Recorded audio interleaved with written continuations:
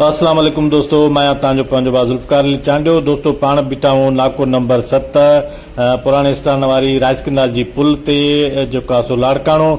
दोस्तों पाण अॼु ॻाल्हि ॿोल करियूं था पिया। हिकु तरफ़ जेको आहे लाड़काणे जे लाइ ईंदड़ समूरी बजट पीपला हड़प कयूं वञनि था, ॿिए तरफ़ जेको आहे सो लाड़काणे में बदअमनीअ जी जेको आहे सो बाहि भरी पई आहे, जो लाड़काणे जे कारोबारी माण्हुनि दीवाननि ते जेको आहे हमला थियनि था पिया। ऐं टे तरफ़ जेको आहे सो लाड़काणे में बद इंतज़ामी मतिलबु इंतज़ामिया जे नाले का शइ न आहे। हीउ ॾिसो, हीउ ग़रीब मिसकिन माण्हू जेके पंहिंजे पेट जी बुख विसाइण जे लाइ बेरोज़गारीअ खां तंग माण्हू अची हिन सरकारी रोडनि ते ठेला संदुल ऐं ॿिया नंढड़ा कारोबार हणी जेको आहे सो वेही रहनि था पिया।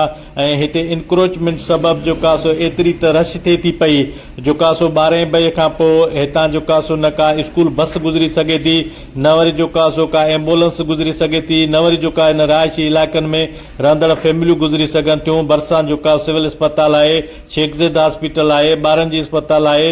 ऐं हितां जेको आहे सो तमामु घणो जेको आहे सो आवाम जो गुज़र थिए थो पियो। रश सबबु जेको आहे सो काफ़ी तकलीफ़ आहे। ख़ुदा लाड़काणे ते रहम कयो।